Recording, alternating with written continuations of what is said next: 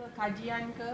Jadi saya tak tahu yang benda ni macam ni. Sampai sini hari kedua baru saya faham sebenarnya buat projek.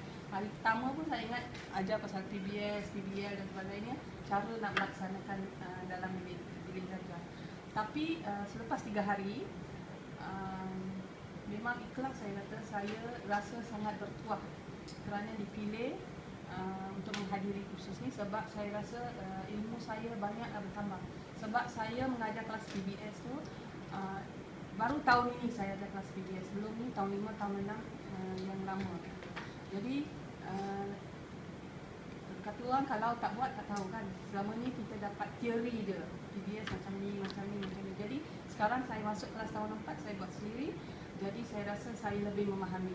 Dan bila saya sampai di sini dengan istilah big idea, soalan pencetus idea, saya rasa benda-benda ni mudahkan lagi kerja PDP saya. Dan pada projek ni memang saya rasa excited jugalah. Saya tak rasa benda ni sebagai beban ke apa, sebab pada saya seperti yang kita kata, saya ajar kelas kedua dan ketiga, 4B, 4C. Jadi 4B tu memang budak yang average, 4C tu yang lemah sikit. Tapi saya rasa gembira, semua akan diberi peluang. Dan dari sini kita dapat lihat bakat mereka. Mungkin dari segi akademik, dari segi menulis, membaca, mungkin budak C tak pandai.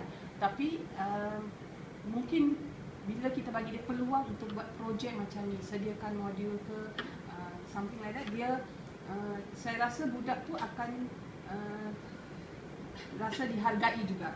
Sebab biasanya di sekolah-sekolah biasanya yang saya dapat lihat lah, budak-budak C tu memang kadang-kadang tu terbiar. Jadi bila kita buat projek macam ni, kita melibatkan semua. Jadi kita bagi dia sama rata lah, peluang sama rata pada semua murid. Saya rasa PBS ni pun ini salah satu yang pendidikan yang memang semua dapat peluang sama rata. Dan sebenarnya saya pun sangat excited nak jalankan projek ni. Dan seperti yang Encik Razak kata, sebenarnya sebelum ni kita tengok secara asing. Sains, BM ikut dia kan, masing-masing ada silibus masing-masing, dokumen standard masing-masing. Tapi bila sampai di sini, kita nak gabungkan semua, kita duduk selepas 3 hari, kita sebenarnya benda tu memang seperti yang kita kata merentasi kurikulum. Memang saling berkait. So saya rasa excited lah nak buat benda ni, dan saya rasa murid saya pun memang saya harap yang terbaik dari mereka. Kalau saya nampak ada tulis sebenar PBS tu, apa ke tak sebenar PBS tu?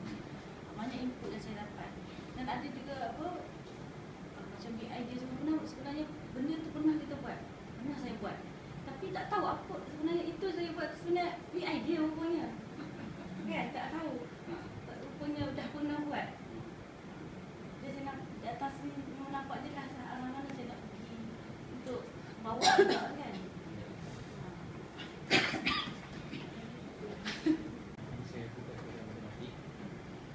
Saya mengajar matematik Deret, maksudnya kita melahirkan murid yang menjadi robot. Dia terima je. Dia bila sampai sini saya belajar macam mana nak mencetuskan idea utama. Jadi budak lemah pun dia boleh berfikir sebelum tajuk yang kita nak ajar. Dia fikir dulu. Sebelum ni kalau kita terus kepada tajuk, contoh yang saya belajar sebelum ni, tajuk masa dan waktu, kita terus tanya, okey, berapa satu hari berapa jam? Itu terus.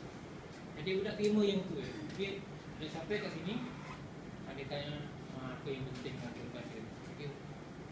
Menggalakkan murid tu melahirkan idea.